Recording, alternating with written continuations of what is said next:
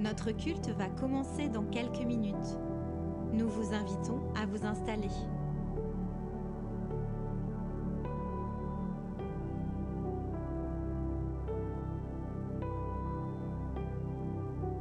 Notre culte va commencer dans quelques minutes. Nous vous invitons à vous installer.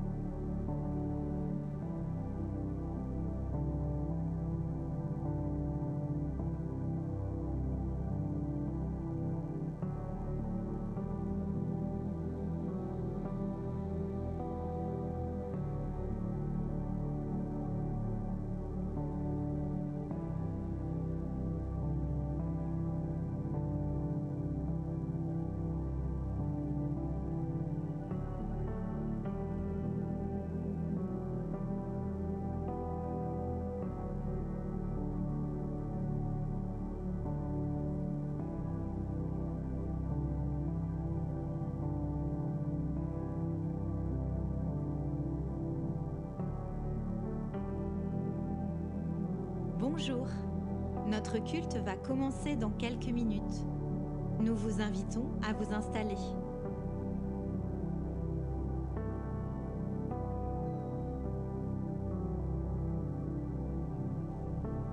Notre culte va commencer dans quelques minutes. Nous vous invitons à vous installer.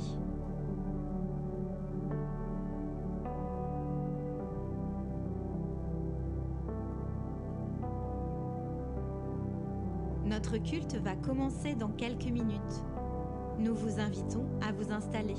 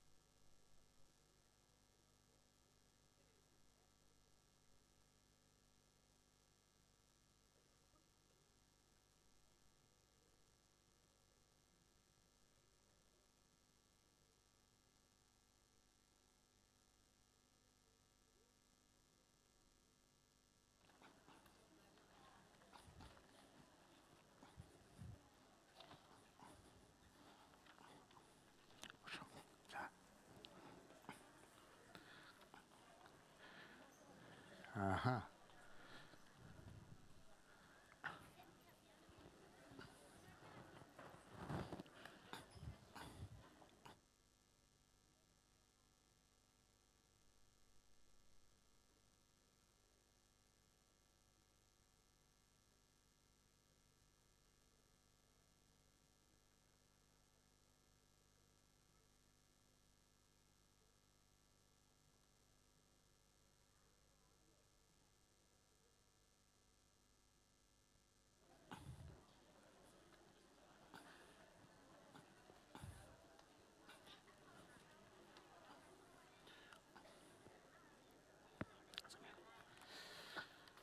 Bonjour à tous.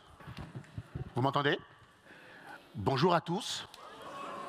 Alors, je vais inviter ceux qui arrivent à prendre place et nous allons pouvoir commencer ce culte. Peut-être je peux commencer par une première information. Notez que ce matin, les enfants vont rester durant tout le culte avec nous. D'accord? Alors, est-ce que tout le monde a pris place?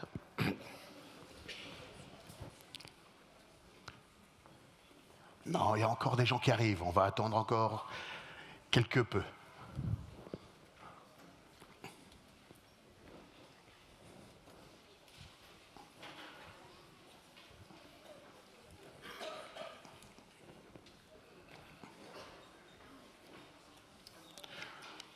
Donc, soyez donc les bienvenus.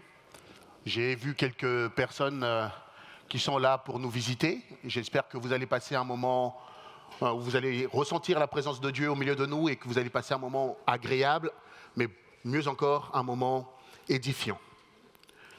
Pour ce dernier culte de l'année 2024, nous voulons simplement, avec humilité, nous arrêter et regarder tous ensemble vers notre Dieu. Et regarder aussi tout ce que Dieu a accompli au milieu de nous durant l'année qui s'achève, l'année 2024. Que cela soit dans une dimension plutôt personnelle, que ce soit dans le domaine de la santé, du relationnel, du travail, les études ou autres, ou encore que ce soit dans une dimension plus collégiale. On peut penser à toutes les personnes que le Seigneur a rajoutées au milieu de nous. On voit l'église à Roissy, comment elle grandit. On voit nous qui sommes au Plessis, on voit comment on a des gens qui sont en train de découvrir l'église directement sur le site du Plessis. On voit comment Dieu agit réellement au milieu de nous. On a aussi toutes les personnes qu'on a vues passer par les eaux du baptême. On a besoin, à un moment donné, de s'arrêter et de regarder derrière nous et regarder ce que la main de Dieu a accompli au milieu de nous. Et c'est ce qu'on va essayer de faire ce matin, c'est vraiment de regarder derrière nous et se dire, voilà, Dieu a accompli ceci, Dieu a accompli cela, et voilà pourquoi nous sommes reconnaissants. Et donc ce matin, nous voulons bénir l'Éternel ensemble. Nous voulons le louer, l'acclamer, car il est digne. Il est fidèle. Nous ne voulons pas oublier un seul de ses bienfaits. On peut passer à la slide d'après. Juste quelques versets avant de vous demander de vous lever pour qu'on puisse louer le Seigneur ensemble. Mais j'ai pris ces quelques versets. Donc le premier, c'est le psaume 103, les versets 1 à 2, qui nous dit « Bénis l'Éternel, ô mon âme, et n'oublie aucun de ses bienfaits. » 1 Thessaloniciens 5, le verset 18 nous dit « Remerciez Dieu en toutes circonstances.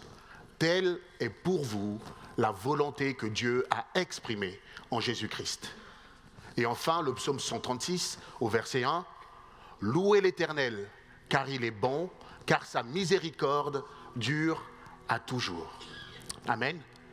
Alors si vous voulez acclamer le Seigneur avec nous, je vous invite à vous lever et on va louer ensemble le Seigneur.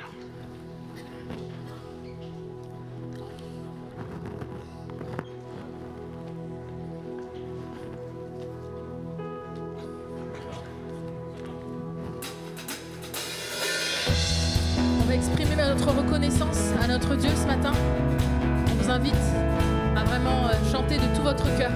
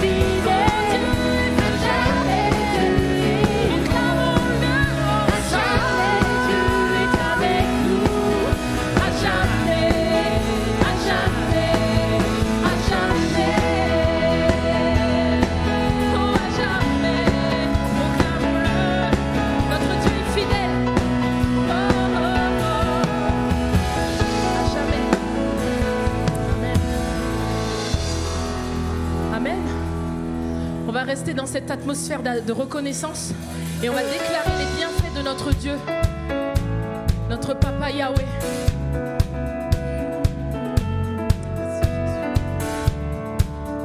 Tellement de joie dans sa présence. On y va?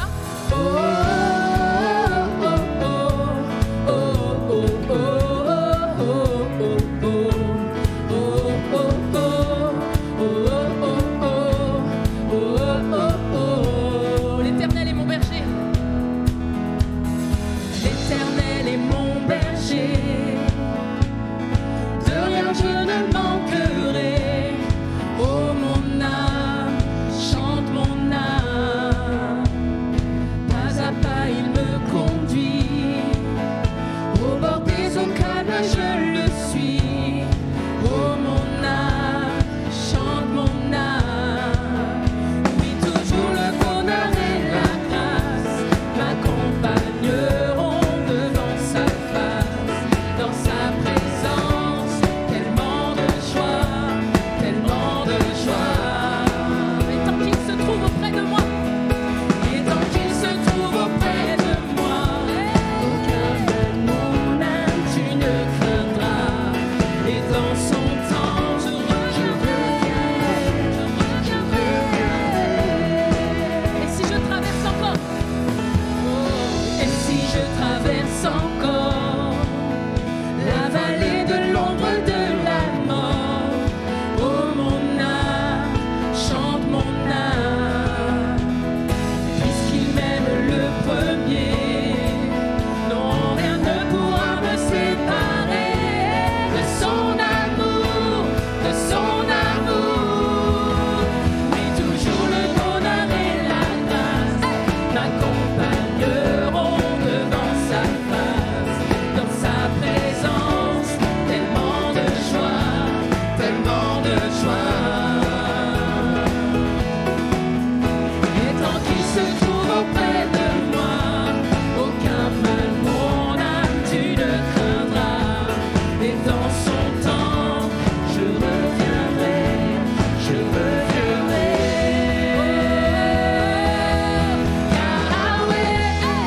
Yahweh, tu fais briller sur moi ton soleil.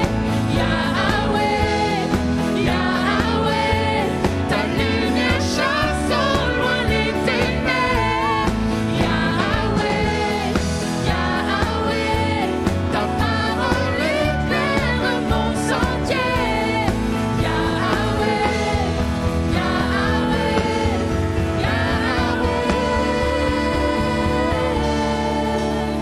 bientôt il viendra me chercher. Et dans sa maison j'habite.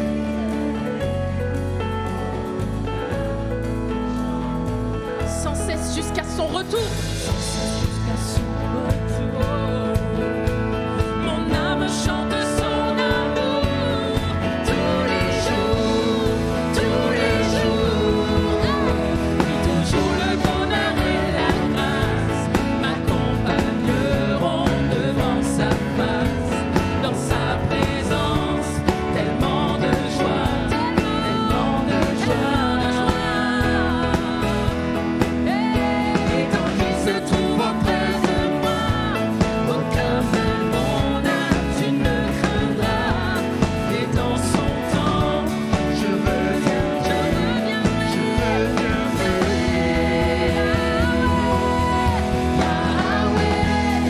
Yahweh, tu fais briller sur moi ton soleil.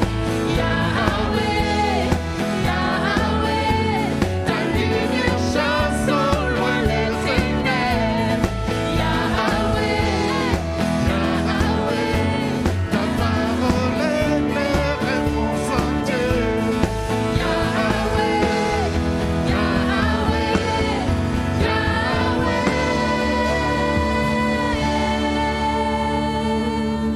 Amen. Amen, amen. Merci Père éternel. Oui, nous te disons merci ce matin pour ce que tu fais dans nos vies.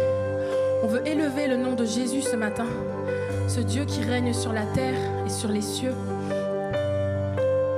Et on veut que le Seigneur aussi règne dans nos vies. Amen. Prosternons-nous devant sa majesté ce matin.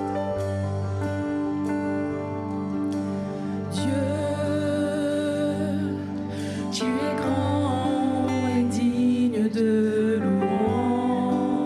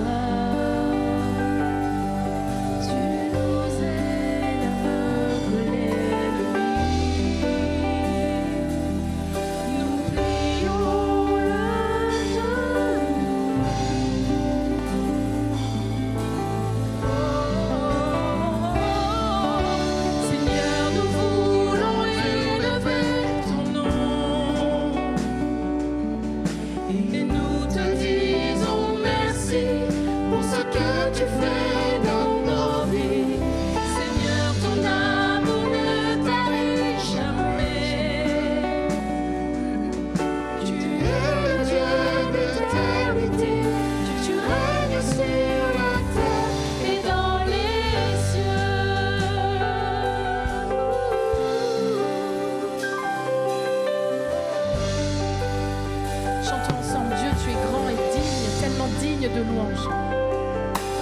Dieu, tu es grand et digne de louange. Dans la cité de Dieu, la ville sainte, joie de toute la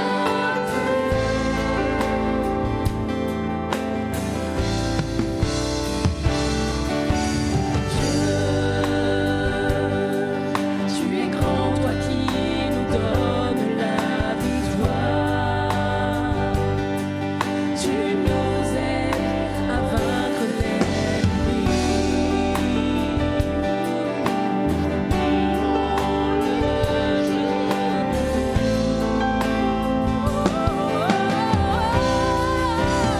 Seigneur, nous voulons élever ton nom.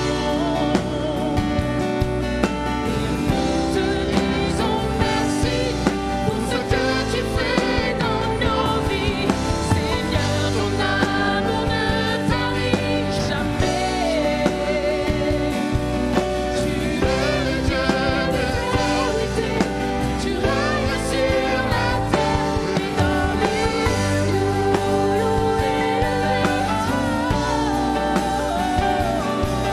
Et nous te disons merci pour ce que tu fais dans nos vies. Seigneur, ton amour ne tarit jamais. Tu es le Dieu d'éternité. Tu règnes sur la terre et dans les cieux. Tu règnes sur la terre, Seigneur, et dans les cieux. Seigneur, viens régner dans ma vie. Alléluia. Seigneur, merci. Merci, Seigneur. Je t'offre toute la place dans ma vie, Seigneur. Viens régner au centre de toute chose, Seigneur, de tout ce qui me concerne, Seigneur. Prends toute la place, Jésus. Sois le roi des rois, sois le maître de ma vie. Viens régner en ces lieux, Jésus. Prends toute la place, Père. Amen. Si quelques personnes veulent élever leur voix.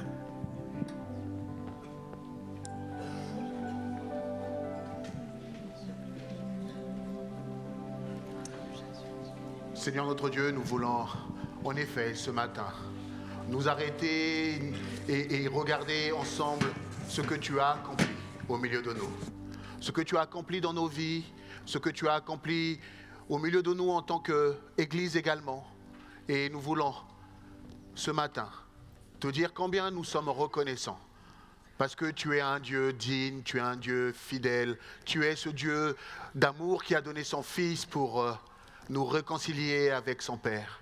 Tu es celui qui a tout accompli et tu es digne d'être loué, d'être adoré. Et ce matin, Père, tout ce que nous sommes en train de faire, ces chants, la prédication tout à l'heure de David, ou les différents textes, Seigneur, que nous avons lus ou que nous allons lire, nous voulons le faire avec un seul objectif, te dire merci, te dire toute notre reconnaissance.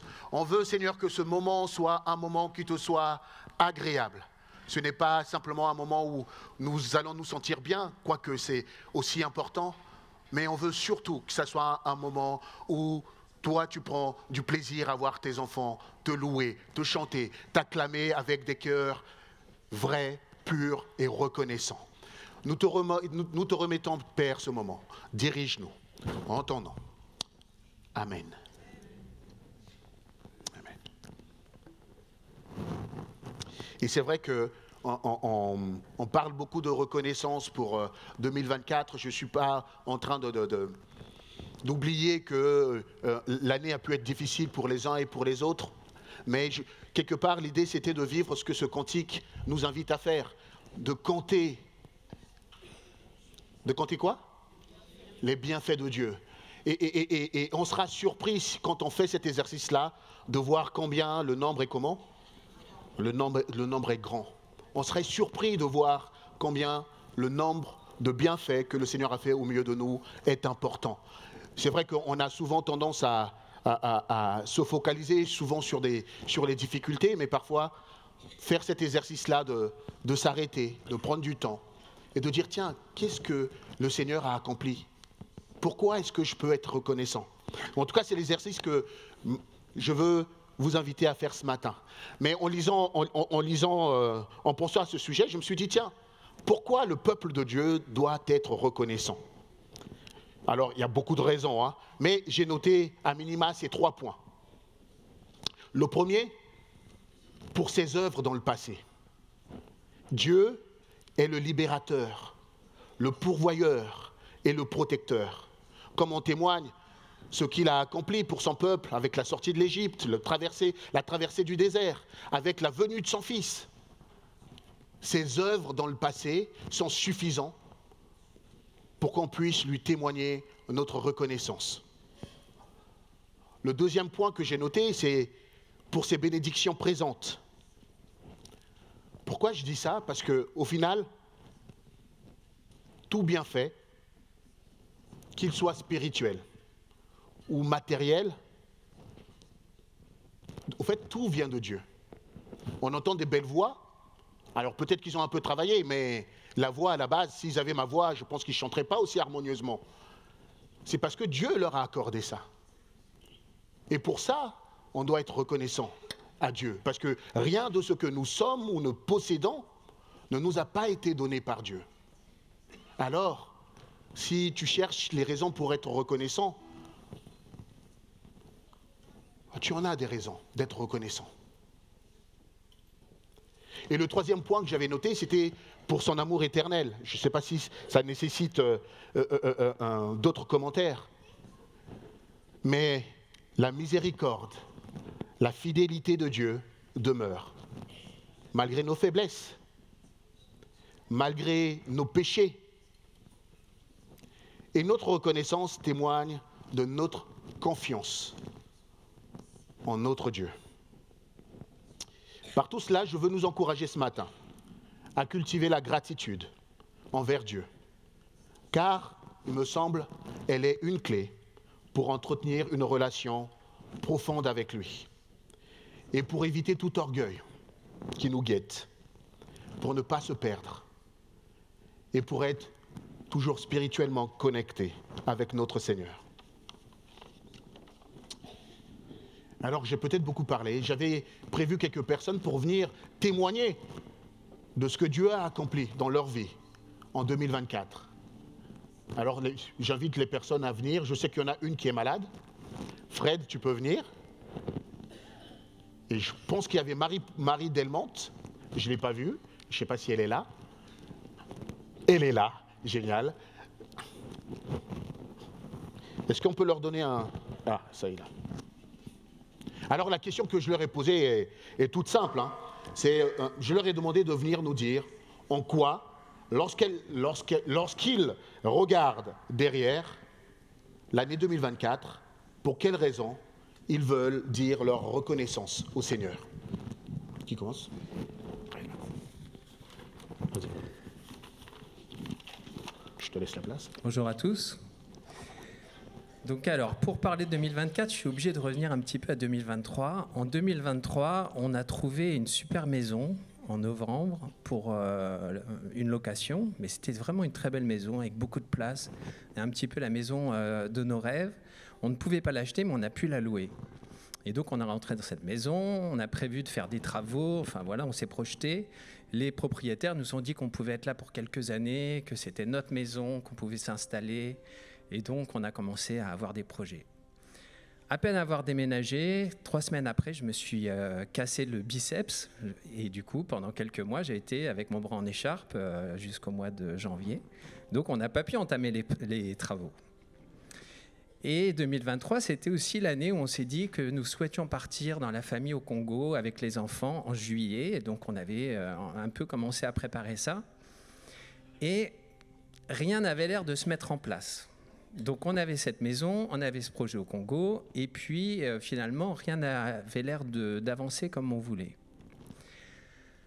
2024 commence avec ses difficultés. Donc pendant tous ces moments de vie, de questionnement, on avait quand même la paix d'être en présence avec Dieu. Et ça, c'est quelque chose qui nous a tenus. On n'a pas lâché notre confiance en Dieu et c'est Dieu qui nous a permis d'avancer dans ces moments. Donc tout semblait aller bien, arrivé au mois de juin, et les propriétaires qui jusque-là essayaient de trouver une solution pour qu'on achète la maison, viennent nous voir, on nous dit voilà, maintenant vous avez 3 mois pour quitter la maison parce qu'on souhaite habiter à nouveau dans la maison. Donc fin juin, il fallait qu'on trouve un logement et on avait 3 mois pour quitter le logement. Donc, vous imaginez un petit peu le stress. Finalement, grâce à Dieu, on a trouvé un crédit et on a trouvé une maison et on a réussi à emménager juste avant de quitter la maison en septembre pour la rentrée. Donc, ce n'était pas une situation idéale. On a vécu ça comme un coup dur. Mais finalement, Dieu a retourné ça en notre faveur. Et puis maintenant, on a une belle maison qui nous convient, qui est grande, qui peut accueillir du monde. Et du coup, on peut en profiter pour maintenant quelques années parce qu'elle est à nous.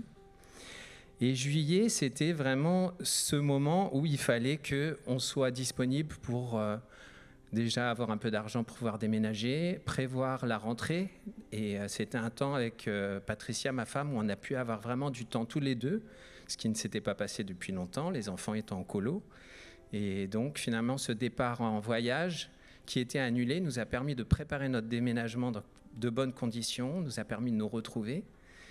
Et donc, on avait des projets, rien ne s'est passé comme on avait souhaité, on n'a pas perdu notre joie et notre confiance. Et finalement, on se retrouve maintenant dans une situation qui est bien meilleure.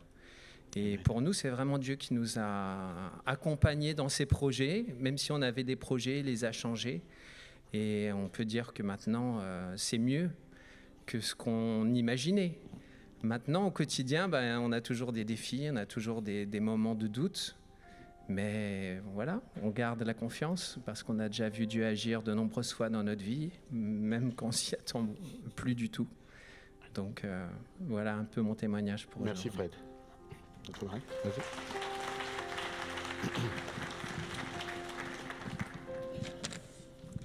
Bonjour à tous.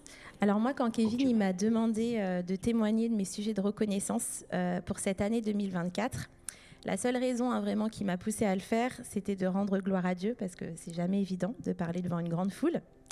Et c'est vraiment de l'honorer et de le glorifier, et surtout de lui attribuer que c'est bien lui l'auteur de toutes nos bénédictions. Alors, en réfléchissant à ce que j'allais vous transmettre ce matin, cette semaine, j'ai repris mon petit calepin de prière. Donc, j'ai réfléchi aussi et j'ai pris mon petit calepin de prière et j'ai lu ce que j'ai noté tout au long de l'année, mes sujets de reconnaissance et les réponses que le Seigneur avait apportées. Et c'est un bel exercice, comme tu dis, Kevin. Et mon cœur, il a vraiment débordé de reconnaissance. Et j'ai pris conscience combien le Seigneur, justement, il avait donné généreusement beaucoup de cadeaux innombrables que j'avais même oubliés. Des cadeaux que je prenais même plus le temps de compter, des cadeaux que je prenais même plus le temps d'apprécier même, et des cadeaux que je prenais même pour acquis.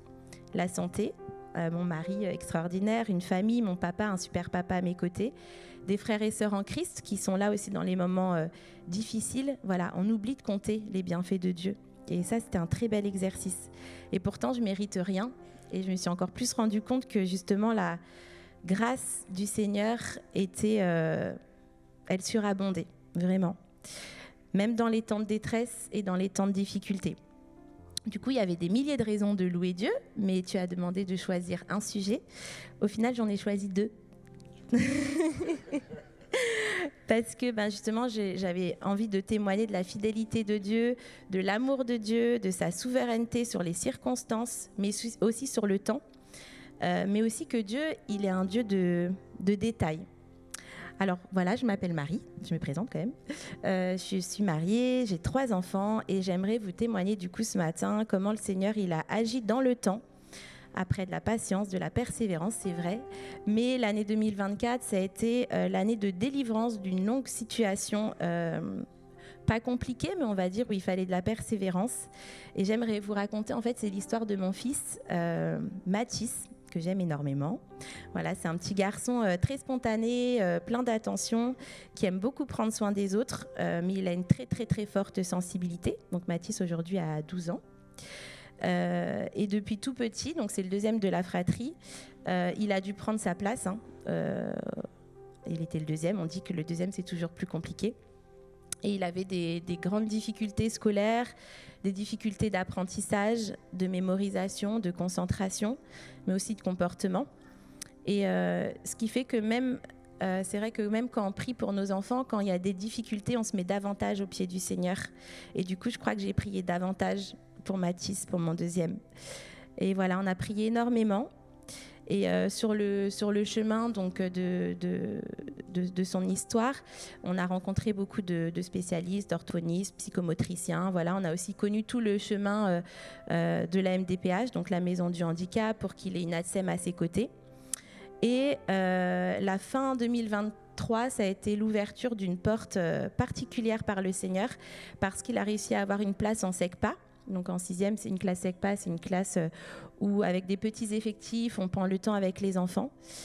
Et vraiment, j'ai vu la main du Seigneur parce que déjà, il a eu une place dans la SECPA à Roissy-en-Brie, dans la ville où l'on habite. Et surtout, il n'y avait plus de place à la base. Et c'est vraiment à la dernière minute, le Seigneur a ouvert une porte et on a pu avoir une place. Et cette année 2024, du coup, le Seigneur, il a débloqué quelque chose aussi qui va au-delà même des besoins d'une classe, matériel, etc.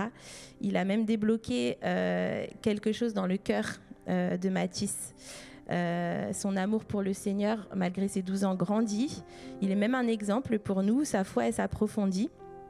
Et, alors ça peut paraître anodin, mais il prend goût au travail. Et 2024, ça a été la première fois où je l'ai vu de lui-même ouvrir un cahier et travailler de lui-même. Et ça, c'est une victoire dans un combat quand la scolarité est compliquée. Et j'ai vraiment vu le Seigneur œuvrer dans son cœur et dans tous les éléments aussi autour. Alors ce matin, voilà, je voulais être reconnaissante de ce sujet. Et le deuxième, merci, c'est que... donc moi, je travaille à l'école privée Graines de Moutarde. Et en novembre 2024, on a eu notre assemblée générale. Et vous savez, dans une assemblée générale, il faut faire ce qu'on appelle le rapport d'activité et le rapport moral. Donc en gros, pareil, on ressort tous les sujets de prière que l'on avait donnés au Seigneur pendant cette année. Et quand on a fait l'AG, le 30 novembre, on s'est rendu compte que... Donc il a fallu replonger là-dedans et on s'est rendu compte que le Seigneur avait répondu vraiment à tous les sujets. Il n'y avait pas un sujet qu'il avait mis de côté. Et voilà, c'était encore une fois un temps de reconnaissance, quelque chose d'incroyable. Donc le Seigneur, c'est vrai, agit en son temps. Des fois, le temps peut paraître long à nos yeux. Mais voilà, il est souverain sur toute chose. Et voilà, moi je voulais tout simplement lire le psaume 136, verset 1 qui dit « Louez l'Éternel car il est bon. Oui, sa bonté dure éternellement. » Et voilà, que nous soyons reconnaissants et que nous apprenions à compter ses bienfaits. Amen.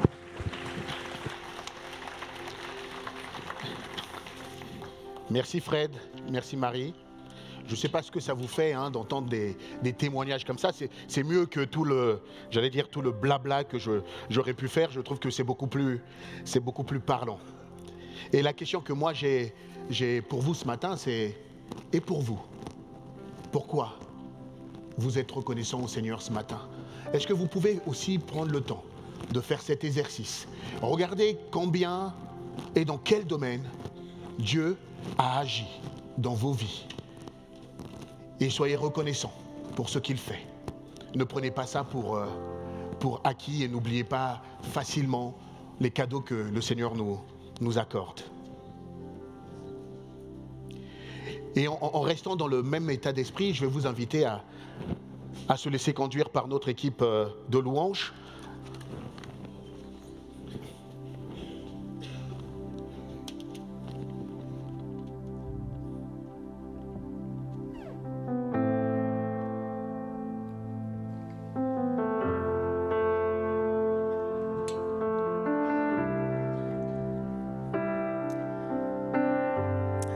Oui, Seigneur, nous avons tellement besoin de toi. Je vous invite à vous mettre debout et on va adorer notre Seigneur, notre Dieu. Seigneur, que nous avons tellement besoin besoin de lui, nous avons besoin qu'il vienne inonder nos vies de sa présence.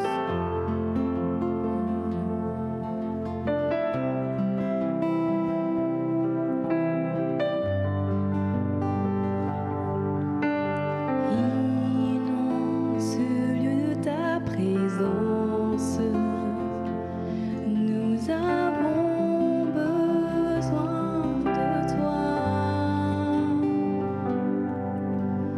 Inonde ce lieu de ta présence, nous avons besoin de toi. Viens, esprit de révélation, souffle sur nous, souffle sur nous. Viens, esprit de révélation, souffle sur nous, souffle sur nous. Inonde ce lieu de ta présence, nous avons besoin de toi. Inonde ce lieu de ta présence, nous avons besoin de toi. Viens, Esprit de révélation, souffle sur nous, souffle sur nous, souffle sur nous. Viens, Esprit de révélation, sur nous, Seigneur, souffle sur nous, souffle sur nous.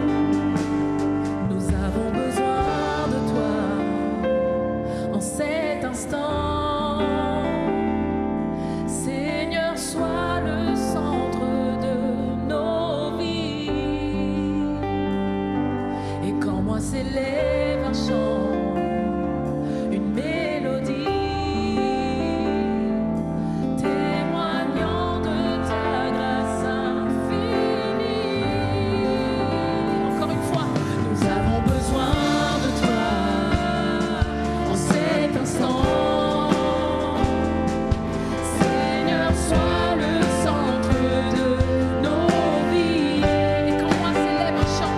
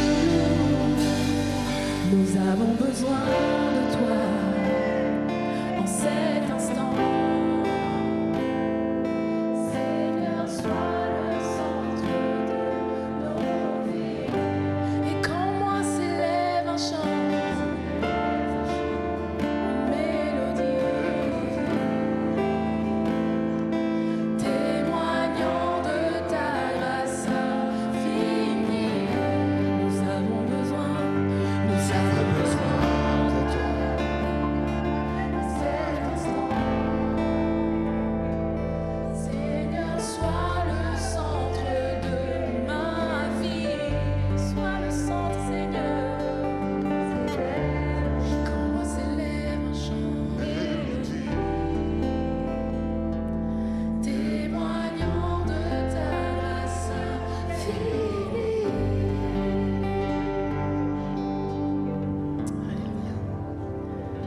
va continuer avec ce chant qui nous invite à garder les yeux fixés sur Jésus. Dans Philippiens 4, il est dit « Réjouissez-vous en tout temps de ce que le Seigneur est pour vous. » Réjouissez-vous, oui, réjouissez-vous. Ce matin, peut-être que tu es ici dans cette salle et ton cœur n'est pas dans la réjouissance. Peut-être que tu es dans le désespoir, dans la déception, dans le découragement. Et ce matin, je t'invite à mettre de côté, à mettre au pied du Seigneur ce qui te tracasse, les soucis, quels que soient les soucis. Le Seigneur connaît. Je t'invite à déposer à ses pieds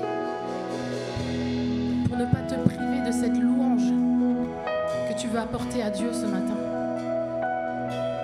Au verset 6, il est dit « Ne vous inquiétez de rien, mais en toute chose, faites connaître à Dieu vos besoins par des prières et des supplications, tout en exprimant votre reconnaissance. » Amen.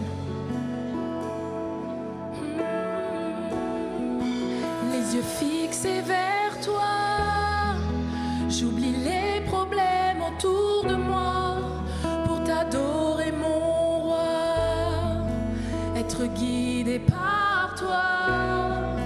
Les yeux fixés vers toi, j'oublie les problèmes autour de moi pour t'adorer mon roi, être guidé par toi. Je veux t'adorer, t'adorer. Je veux t'adorer, t'adorer. Je veux t'adorer, t'adorer. Seigneur, t'adorer. Oh, je veux t'adorer, t'adorer. Je veux t'adorer, t'adorer. Je veux t'adorer, t'adorer. Seigneur, t'adorer. Les yeux fixés vers toi. Proclamons ces paroles. Les problèmes autour de moi. Chantons ces paroles avec pleine conviction, avec pleine conscience. Guidé par toi. Les yeux fixés vers toi. J'oublie les problèmes autour de moi pour t'adorer mon roi. Être guidé par les yeux fixés vers toi. Les yeux fixés vers toi. J'oublie les problèmes autour de moi pour t'adorer mon roi. Être guidé par toi. Les yeux fixés vers toi. J'oublie les problèmes autour de moi pour t'adorer mon roi. Être guidé par toi. Je veux t'adorer, t'adorer. Je veux t'adorer, t'adorer. Je veux t'adorer, t'adorer. Seigneur, t'adorer. Oh, je veux t'adorer, t'adorer. Je veux t'adorer, t'adorer. Je veux t'adorer, t'adorer. Seigneur, t'adorer. Je veux t'adorer, t'adorer. Je veux t'adorer, t'adorer. Oui, criez à Dieu. Seigneur, t'adorer, t'adorer. Je veux t'adorer, t'adorer.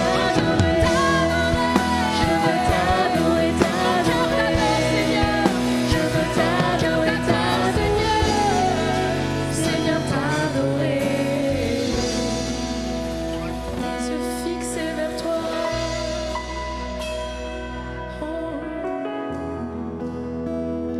J'oublie les problèmes autour de moi pour t'adorer mon roi. Être guidé par toi. Les yeux fixés vers toi. J'oublie les problèmes autour de moi pour t'adorer mon roi. Alléluia. Merci Jésus. Amen. Merci Jésus. Merci Seigneur. On va proclamer le nom de Jésus sur nos cœurs, sur nos pensées. On va proclamer le nom de Jésus sur nos peurs, sur notre anxiété, jusqu'à ce que les chaînes soient brisées. Amen. Proclamons le nom de Jésus.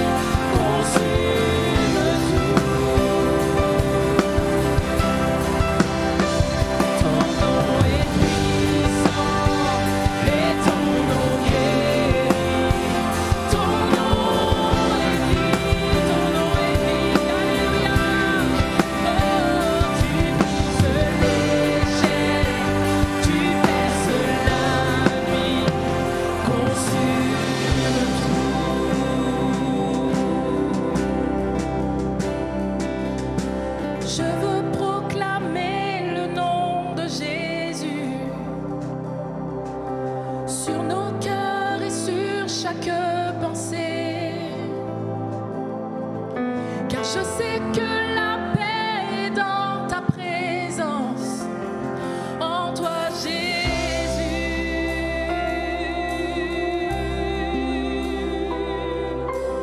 Oui Seigneur, proclamons le nom de Jésus dans nos vies. Il est le Dieu qui guérit, il est le Dieu qui donne la vie. Seigneur, prends toute la place.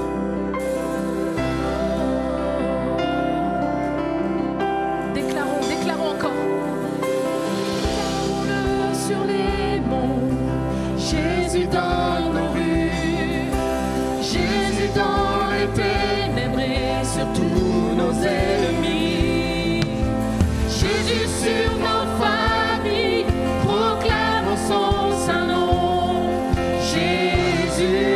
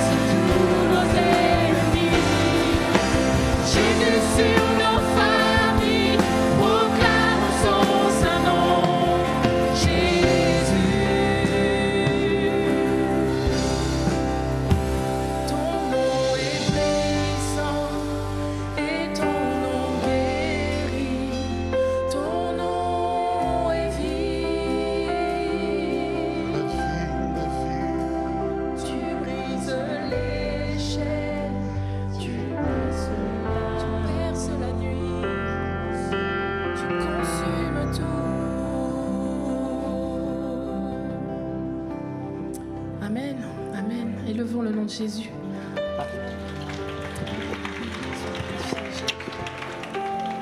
Moi, je vous invite à élever vos voix pour remercier le Seigneur pour ce qu'il accomplit au milieu de nous. Prions.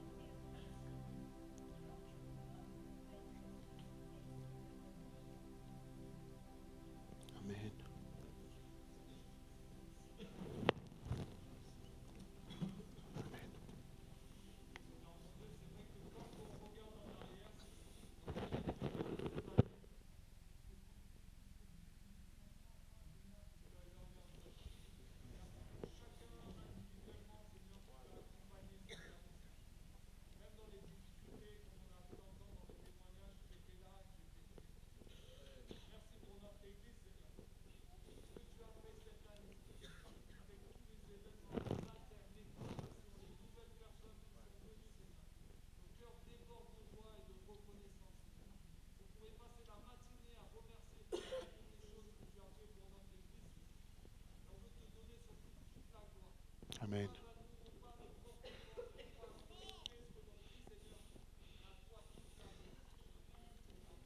Amen.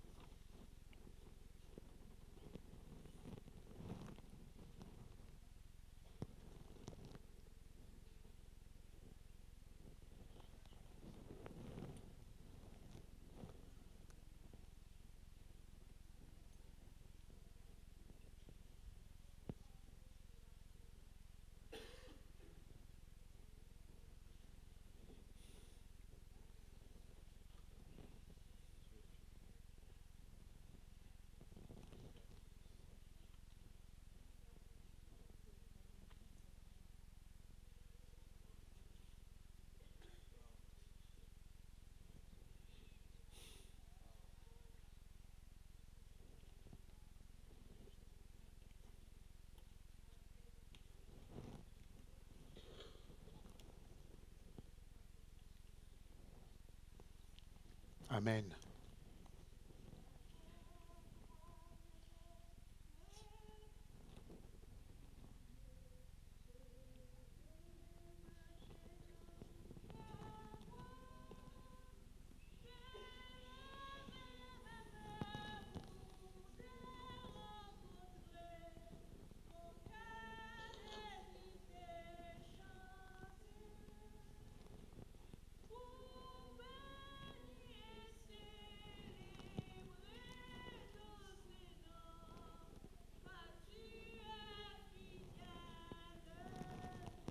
Amen.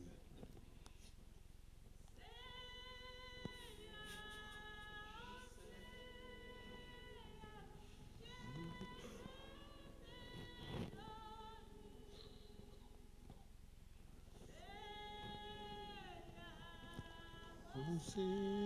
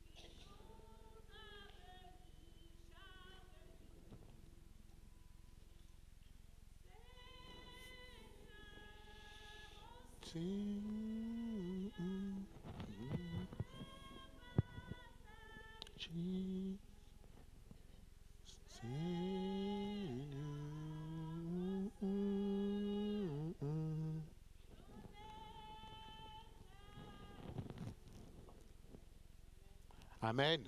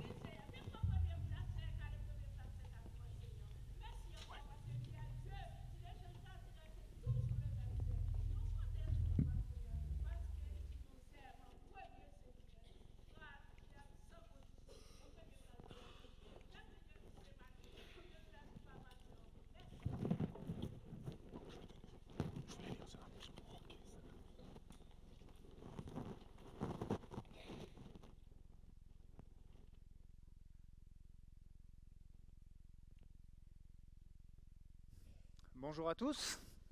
Vous m'entendez bien? Oui, ça y est, ça vient. C'est vraiment un plaisir, une joie pour moi de partager avec vous la parole ce matin.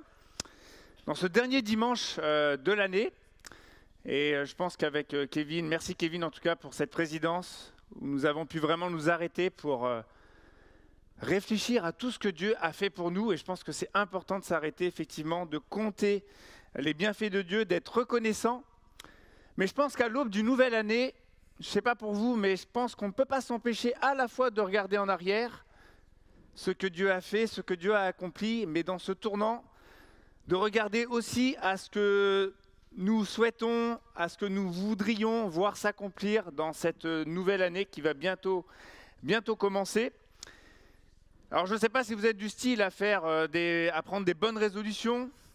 Je ne sais pas ce que vous pensez aussi des vœux de la nouvelle année. Moi, c'est des trucs, franchement, qui m'énervent un petit peu, que je trouve un peu plat, Alors c'est sympathique, on se souhaite la bonne année, j'ai rien contre, avec un grand sourire, il n'y a pas de problème, mais j'avoue que c'est pas très profond. Enfin, ça me semble pas toujours très profond. Et malgré tout, je pense qu'on est vraiment enclin en cette période à vraiment réfléchir au projet que l'on veut pour la nouvelle année. Et c'est ce que j'aimerais nous inviter aussi à faire encore ce matin. Que ce soit conscient ou non, ce matin, on va vraiment le faire consciemment devant la parole de Dieu. Et pour ça, on va prendre un passage dans les Proverbes.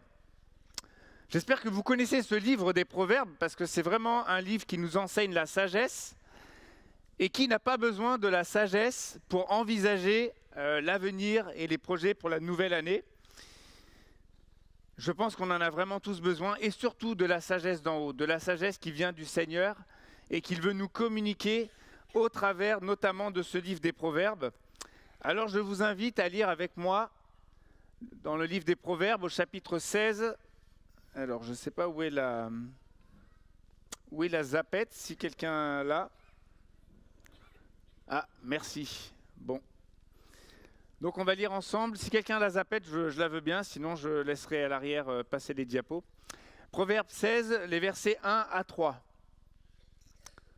Et vous allez voir que tous les témoignages, tout ce qu'on a entendu va déjà dans le sens de ce message.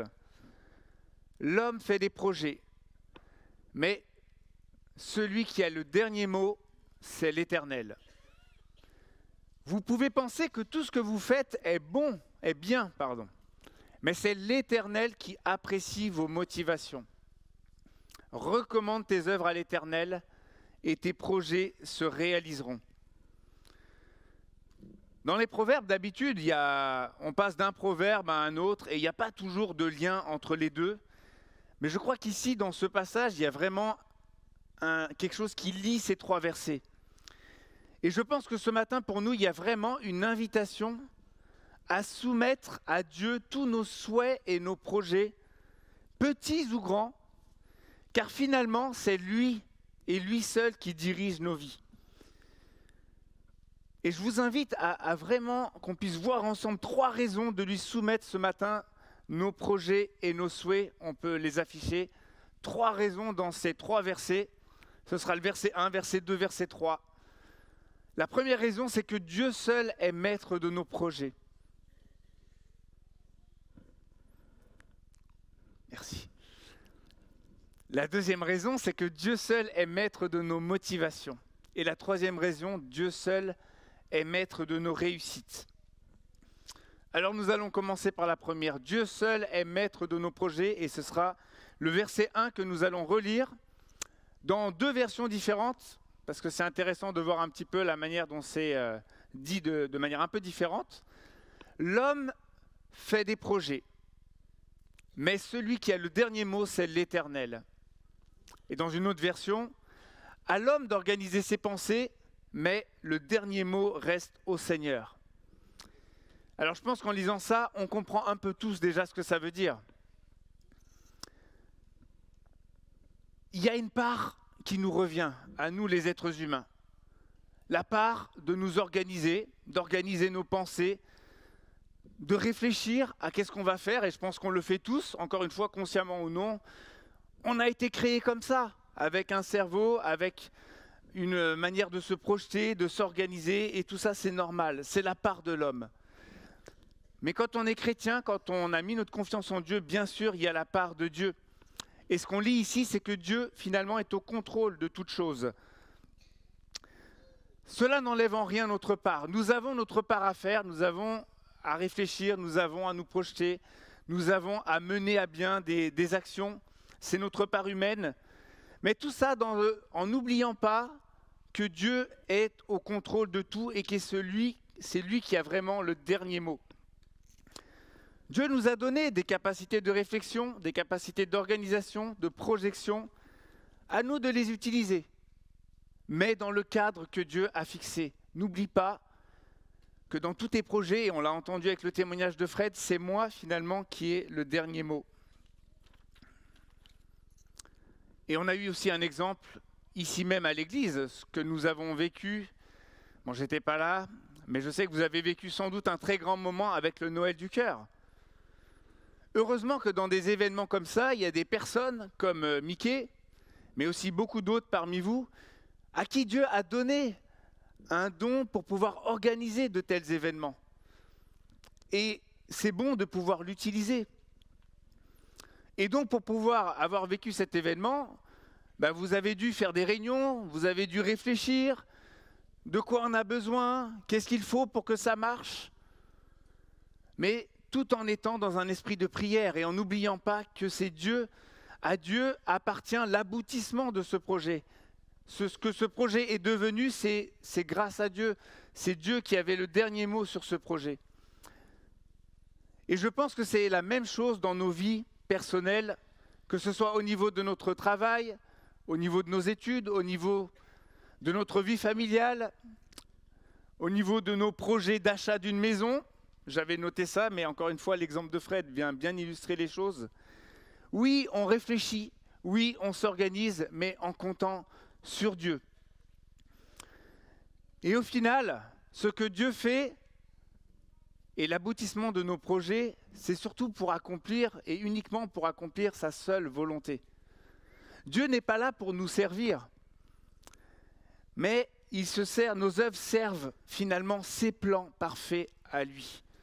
Et donc ce matin, Dieu veut simplement remettre les choses à leur place. Et je pense qu'il y a beaucoup d'autres passages dans la Bible qui nous disent cela, ne serait-ce que dans les Proverbes, et on va en découvrir quelques-uns ensemble. Proverbe 16:9. L'homme projette de suivre tel chemin, et Dieu dirige ses pas. Proverbe 20:24. C'est l'Éternel qui trace la voie d'un homme. Comment un humain pourrait-il comprendre par quel chemin il passe ? Ça remet les choses à leur place, n'est-ce pas ? Et ce passage un petit peu plus long de Jacques, chapitre 4, versets 13 à 16, qui va nous rappeler combien nous pouvons des fois être un peu orgueilleux dans la manière dont nous réfléchissons et dont nous nous projetons. Et maintenant, écoutez-moi, vous qui dites aujourd'hui ou demain, nous irons dans telle ville, nous y passerons une année, nous y ferons des affaires et nous y gagnerons de l'argent. Savez-vous ce que demain vous réserve ? Qu'est-ce que votre vie ? Une brume légère, visible quelques instants et qui se dissipe bien vite. Voici ce que vous devriez dire. Si le Seigneur le veut, nous vivrons et nous ferons ceci ou cela. Ça nous rappelle que si nous sommes en vie, c'est déjà bien grâce au Seigneur. Mais en réalité, vous mettez votre orgueil dans vos projets présomptueux. Tout orgueil de ce genre est mauvais. Alors ce qu'il dit là, c'est encore une fois, ce n'est pas du tout le fait qu'on ne doit pas faire de projet. Ce n'est pas ça du tout. Mais nous ne devons pas mettre notre confiance dans nos projets et dans notre seule capacité, mais vraiment dans le Seigneur qui aura le dernier mot. Et je pense qu'il y a là pour nous un encouragement. Je ne sais pas pour vous, mais pour moi, quand je réfléchissais à tout ça devant le Seigneur, je me disais, mais en fait, c'est merveilleux. Le Seigneur est vraiment présent avec nous dans tout ce que nous faisons, petites tâches, petites actions ou grandes, dans tous nos projets, petits ou grands. Il est là derrière et c'est lui qui dirige finalement les choses. On agit, mais le Seigneur surtout agit aussi. Et heureusement que le Seigneur reste finalement au contrôle de tout dans nos vies. Alors ça ne se passe pas toujours, comme on l'a entendu dans les témoignages, de la manière dont on voudrait. Des fois, ça prend plus de temps, des fois, ça n'aboutit pas. Mais rappelons-nous que c'est quelque chose de bon. Et cette chose bonne, c'est que c'est le Seigneur qui dirige et qui est derrière toute chose et qui accomplit ses plans à lui. Alors prenons-en conscience et émerveillons-nous. Repensons peut-être effectivement à tous les projets que nous avons vécus cette année et comment le Seigneur a agi, a peut-être dit non, dit stop, ou bien a réorienté ou réajusté les choses. Et émerveillons-nous de sa présence à nos côtés dans tout cela.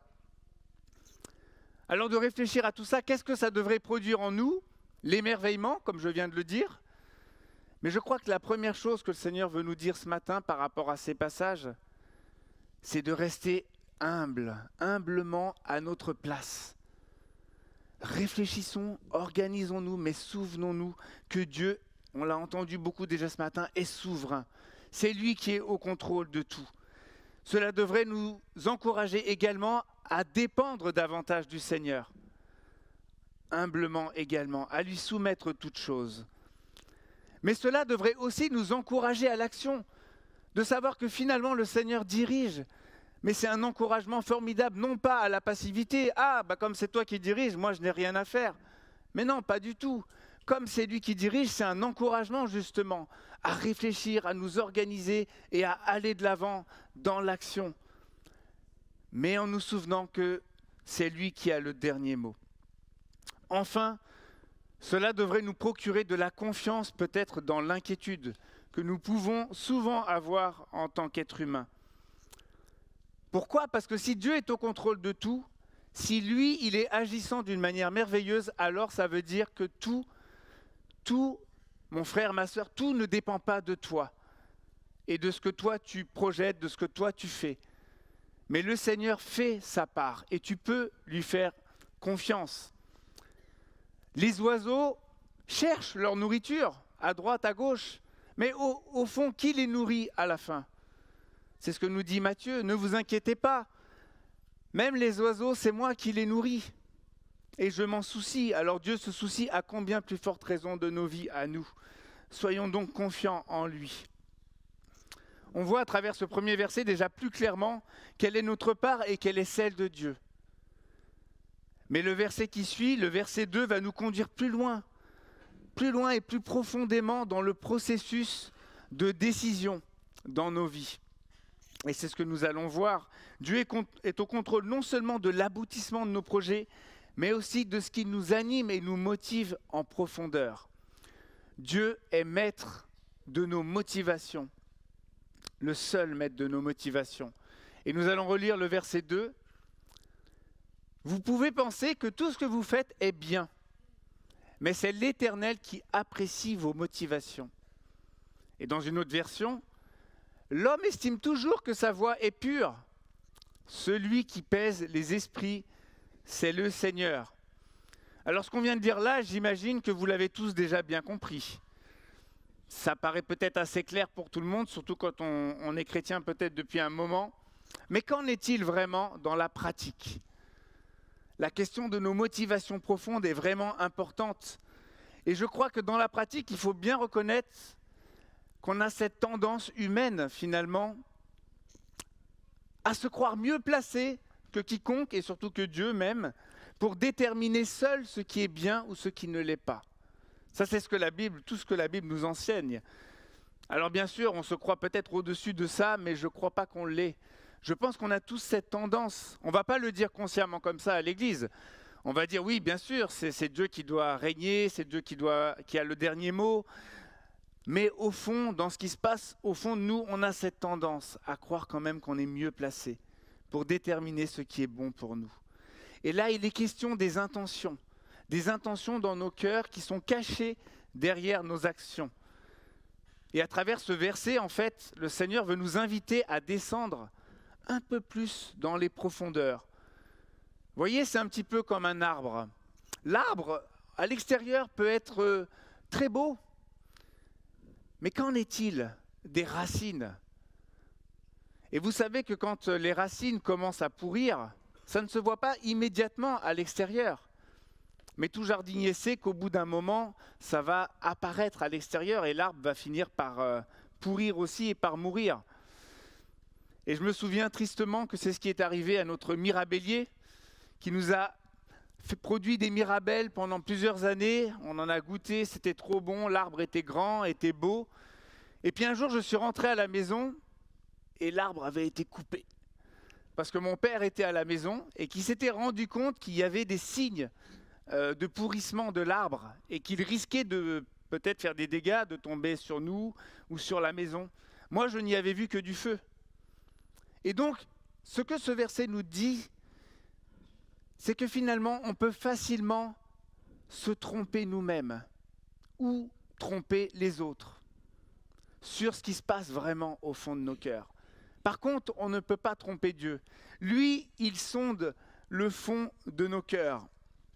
Et il veut attirer notre attention aussi ce matin, non seulement sur les projets extérieurs qu'on veut mener, mais sur nos motivations profondes pour lesquelles nous souhaitons mener tel ou tel projet. Il veut attirer notre attention sur les racines, ce qu'il y a au fond de nous. Et vous savez, parfois on pense à des projets et ils sont bons, et en réalité, le Seigneur les approuve. Mais quelquefois, c'est nos motivations profondes qui ne sont pas les bonnes. L'idée est bonne sur le fond, mais dans ce qui se passe au fond de nous, ce n'est pas toujours les bonnes motivations. On dit toujours qu'on veut faire tout pour la gloire de Dieu. Mais posons-nous la question, parfois, qu'en est-il réellement dans le fond? Et nos motivations, il faut le reconnaître, sont malheureusement souvent entachées par le péché et par vouloir s'attirer aussi un petit peu de gloire pour nous-mêmes. Et je peux témoigner de cela aussi parce que ma vocation de devenir pasteur, je l'ai reçue depuis longtemps en fait, peut-être une vingtaine d'années, je ne sais pas, ça a mûri progressivement et il a fallu tout ce temps pour que Dieu me forme, et c'est loin d'être terminé, ça continuera toute la vie. Mais disons que là, j'ai fait un pas de plus pour m'engager dans l'appel que le Seigneur m'avait donné. Mais entre ce projet qui mûrissait dans mon cœur et où j'en suis aujourd'hui, il s'est passé beaucoup de choses. Et parfois, le Seigneur retarde nos projets parce qu'il veut creuser des choses qui ne sont pas tout à fait nettes au fond de nos cœurs, dans nos motivations profondes. Et petit à petit, il a mis en lumière aussi chez moi, alors il a mis tout ce temps à me former pour bien des raisons, mais notamment il a mis en lumière le fait qu'il y avait des pensées d'orgueil au fond de moi qu'il devait venir mettre en lumière déjà et puis purifier avant que je puisse rentrer dans un ministère à temps plein. J'ai grandi en fait avec ce sentiment de ne jamais vraiment être à la hauteur. Donc avec aussi un manque d'estime de moi. Et peut-être beaucoup peuvent se reconnaître là-dedans. Je pense qu'on peut tous plus ou moins avoir à certains moments ce souci. Le problème que ça a produit chez moi, et peut-être chez d'autres aussi, c'est que quand je avais l'impression de ne pas réussir quelque chose, je me sentais quelque part déprimé, affaibli. Par contre, quand il y a quelque chose qui marchait bien, que je réussissais, vous imaginez un petit peu la petite bouffée d'orgueil que cela pouvait produire en moi. Alors je vous dis ça, il a fallu du temps pour que je réalise cela. C'est pas en un jour, enfin des fois ça arrive, mais pour moi en tout cas, il a fallu du temps pour que Dieu me montre réellement ce qu'il y avait au fond de moi et qu'on puisse cheminer ensemble pour qu'il puisse purifier ces choses. Et ça passe par la repentance, par reconnaître ces choses devant Dieu, par lui demander pardon aussi souvent que nécessaire, par se mettre à lutter contre ça, à travers la prière, à travers la parole de Dieu, à travers les frères et sœurs. Et tout ça prend du temps. Et je ne vous dis pas que tout cela est terminé, que c'est absolument derrière moi. Je pense qu'il faut toujours rester vigilant. Mais ce que Dieu m'a permis de réaliser, c'est que je peux maintenant identifier quand il y a de ce type de motivation qui peut jaillir en moi et le traiter beaucoup plus rapidement maintenant avec le Seigneur. Là, je vous parle d'une grande orientation de ma vie, mais on pourrait parler de tout ce que des petits choix de la vie quotidienne aussi. Qu'est-ce qui me motive à aider telle personne? Qu'est-ce qui me motive vraiment dans le fond à m'engager dans telle activité de l'Église ou ailleurs? Souvent, nos motivations peuvent être troubles et il faut qu'on puisse se le dire, qu'on puisse le reconnaître. Nous restons pécheurs et donc forcément, nos motivations qui peuvent nous paraître, comme dit le verset, très justes, très nobles, si on regarde un petit peu dans le fond et qu'on se met à la lumière du Seigneur, elles ne sont pas toujours totalement nobles et elles sont malheureusement bien souvent entachées par le péché. Alors ça ne veut pas dire qu'on doit attendre d'être parfait pour se mettre à l'action, pas du tout. Mais ça veut dire qu'on doit faire peut-être cette prière que David faisait, je ne vais pas l'afficher, mais au psaume 139, bien connu probablement, les versets 23-24. Sonde-moi, ô Dieu, pénètre mon cœur, examine-moi et pénètre les pensées qui me bouleversent. Considère si je suis sur le chemin du mal et dirige-moi sur la voie prescrite depuis toujours. Est-ce que ce n'est pas une belle prière que nous pouvons nous aussi nous approprier? Même si c'est une prière un peu dangereuse, parce que qui sait ce que Dieu va nous révéler de ce qu'il y a vraiment au fond de nos cœurs. Mais s'il veut venir faire la lumière et nettoyer quelque chose, amen, qu'il soit glorifié et qu'il puisse vraiment le faire.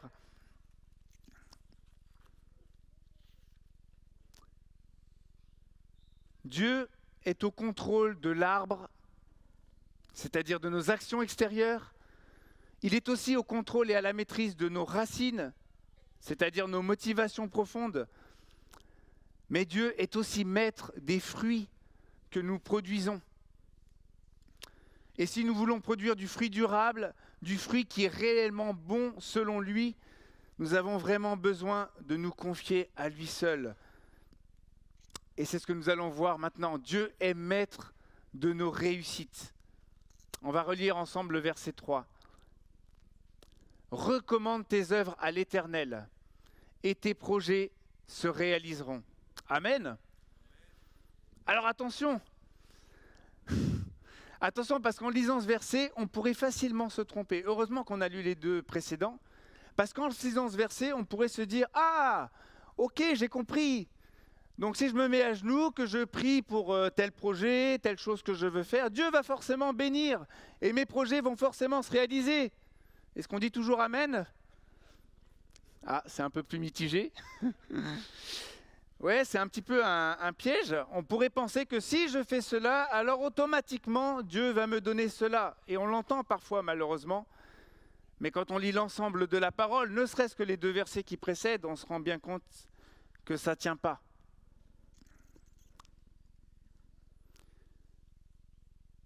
Déjà, il faut se rappeler que les proverbes, on lit dans les proverbes sont des proverbes.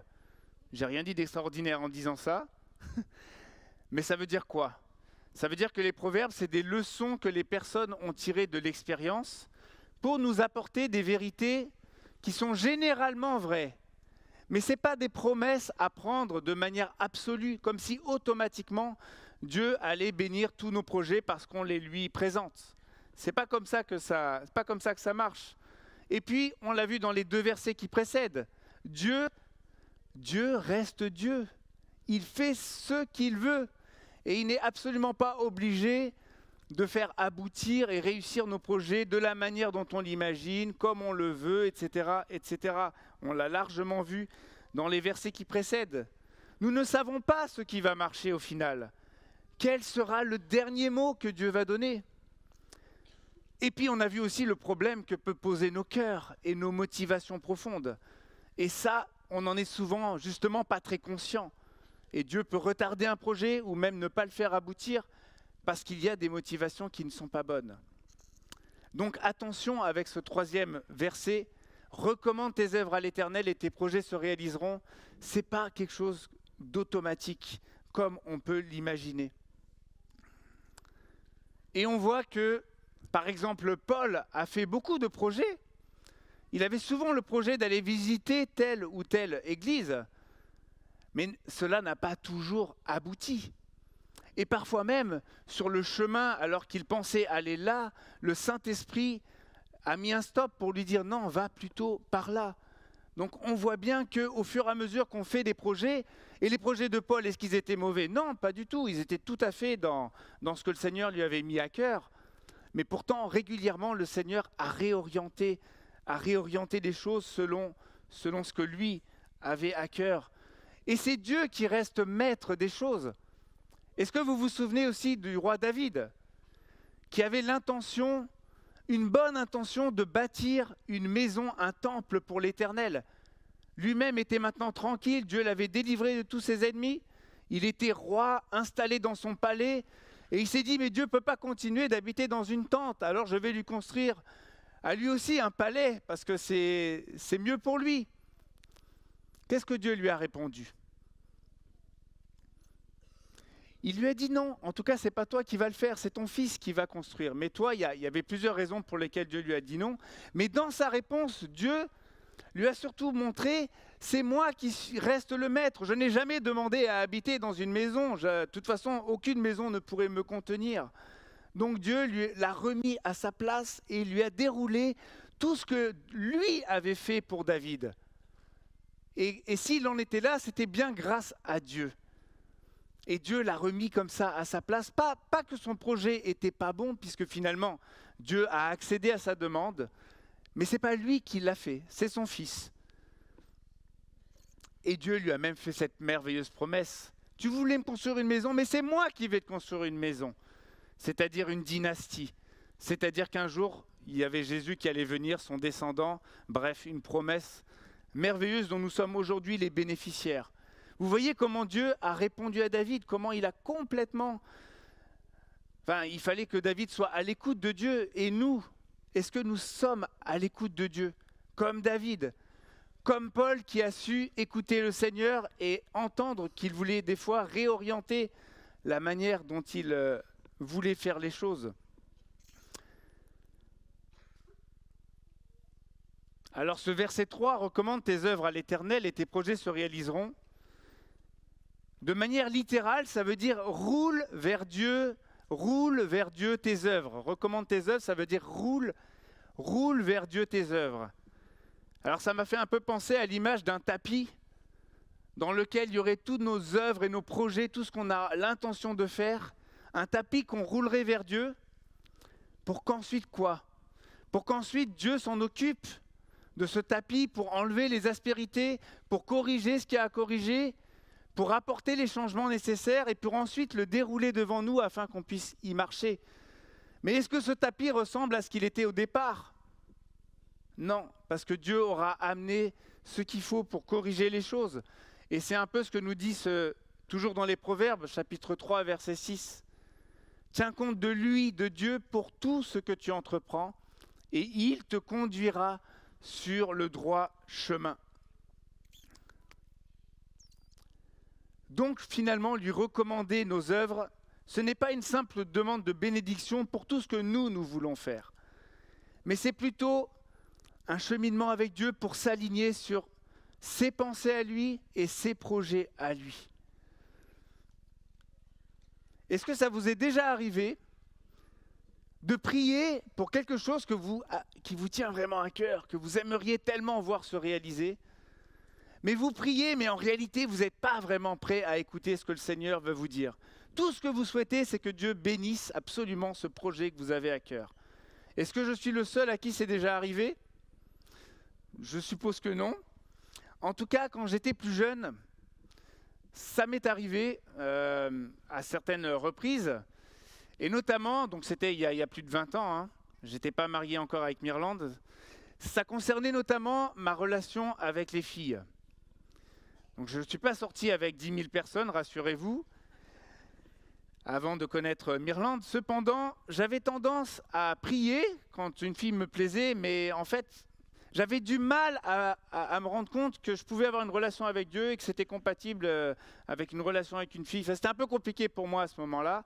Donc en réalité, je priais, mais c'était plutôt un balbutiement, mais en fait, j'avais qu'une chose, j'allais facilement je glissais facilement dans la relation, avant même d'entendre vraiment ce que Dieu pouvait éventuellement vouloir dire de la chose. Vous voyez ce que je veux dire ?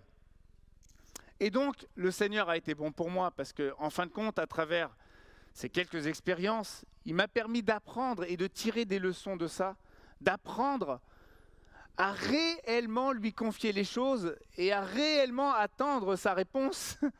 Et donc ça m'a pris un peu de temps pour comprendre ça et pour apprendre ça avec le Seigneur. Mais il est bon.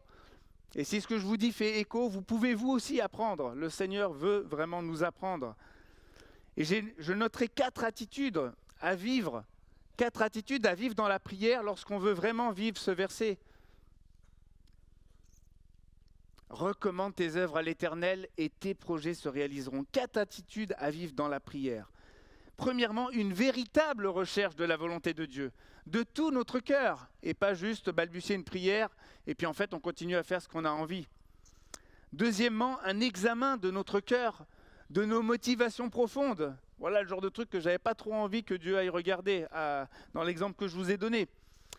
Troisièmement, une véritable plongée dans sa parole, pour voir si ce qu'on est en train de penser ou de réfléchir, c'est vraiment conforme à son enseignement. Et quatrièmement, une réelle écoute des conseils autour de nous. Et j'aimerais un peu insister sur ce point. Dieu est maître de nos réussites. Dieu est celui qui pèse nos esprits, qui évalue nos motivations. Mais Dieu a placé des personnes à côté de nous qui peuvent être bienveillantes, qui peuvent être non jugeantes. Et il veut aussi nous parler et nous interpeller très souvent au travers de ces personnes. Et on voit ça aussi toujours dans les proverbes. Alors attendez, je sais, je suis un peu perdu. On va avancer. Voilà. Le chapitre juste précédent nous dit, Proverbe 15, 22, « Quand on ne consulte personne, les projets échouent. Mais lorsqu'il y a beaucoup de conseillers, ils se réalisent. » Alors c'est pareil, c'est pas parce que j'ai vu 20 conseillers que forcément mon projet va aboutir. Hein. Vous avez bien compris que c'est pas ce que ça veut dire. Mais ça veut dire quand même que c'est important d'écouter les personnes, les êtres humains que Dieu a placés autour de nous et qui ont des bons conseils à nous donner. Et Proverbe 15, versets 31-32, « Qui prête une oreille attentive aux critiques constructives habitera parmi les sages. Qui refuse d'être repris se méprise lui-même, mais qui écoute les avertissements acquiert du bon sens. » Et malheureusement, j'ai pu constater, que ce soit dans ma vie ou que ce soit autour de moi, bien souvent, quand on a quelque chose qui nous tient tellement à cœur, on n'est pas tellement à l'écoute de ce que peuvent nous dire les autres. Alors bien sûr que les écouter, ça ne veut pas dire faire tout ce que les autres nous disent. Il y a à discerner. Mais je pense que pour pouvoir discerner, c'est important déjà d'écouter et d'écouter réellement ce que les autres vont nous dire. Et j'ai vu pas mal de situations où les gens, ils allaient droit dans le mur. Et les chrétiens autour d'eux les conseillaient de manière bienveillante, sans les juger. Mais il n'y a rien à faire. On continue d'avancer, d'aller droit dans le mur. Et ça, c'est vraiment triste. Mais la bonne nouvelle, c'est qu'on peut faire le contraire.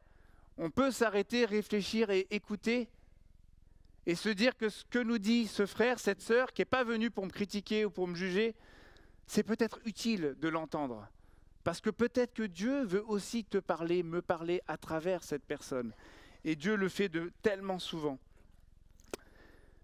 Alors pour conclure, la question pour nous ce matin, c'est comment est-ce que nous allons vivre pour cette nouvelle année à venir, nos décisions, nos choix, que ce soit des grands choix, des grandes décisions à prendre, ou que ce soit les petits choix, les petites décisions de la vie de tous les jours.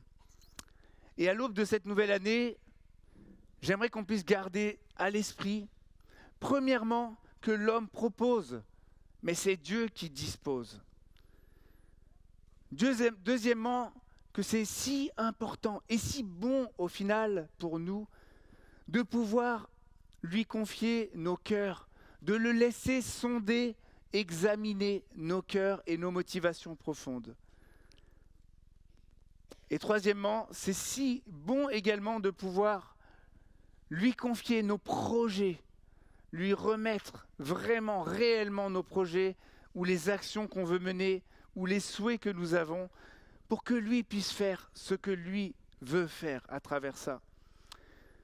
Et donc nous allons maintenant reprendre le chant que nous avons chanté avant le message. Je veux proclamer le nom de Jésus.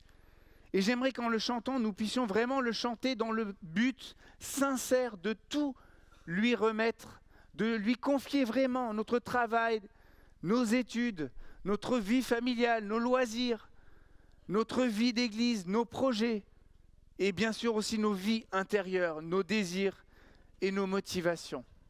Amen.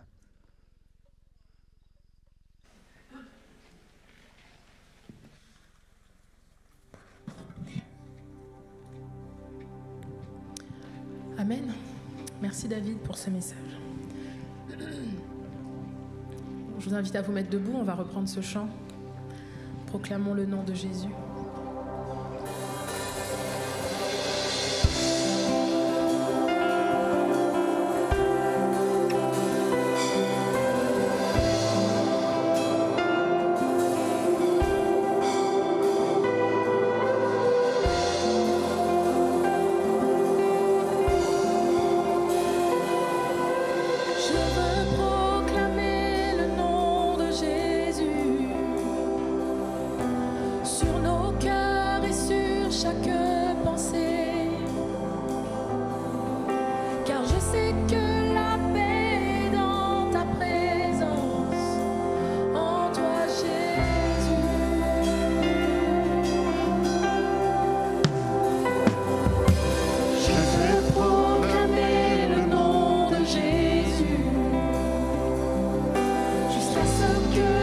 Chaînes soient brisées.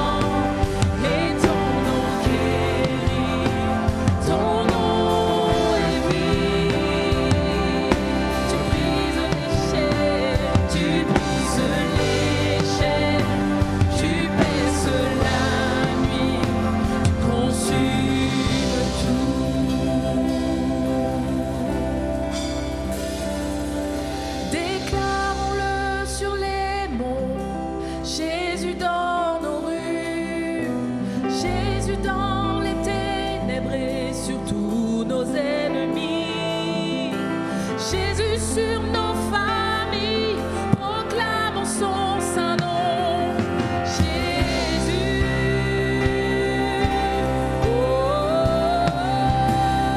déclarons-le sur les monts.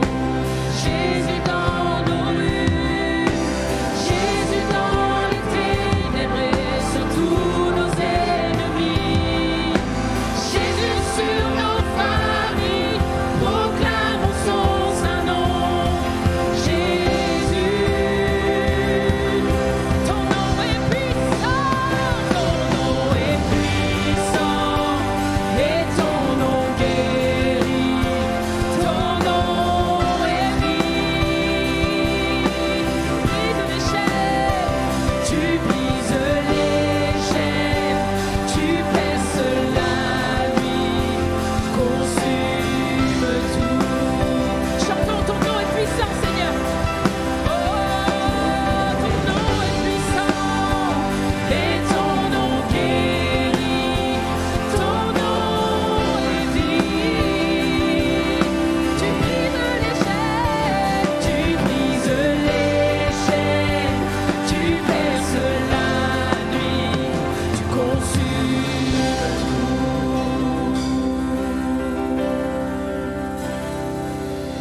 Amen.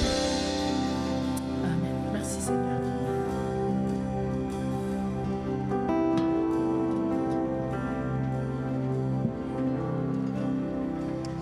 Bonjour à tous, bonjour la famille, content de vous voir.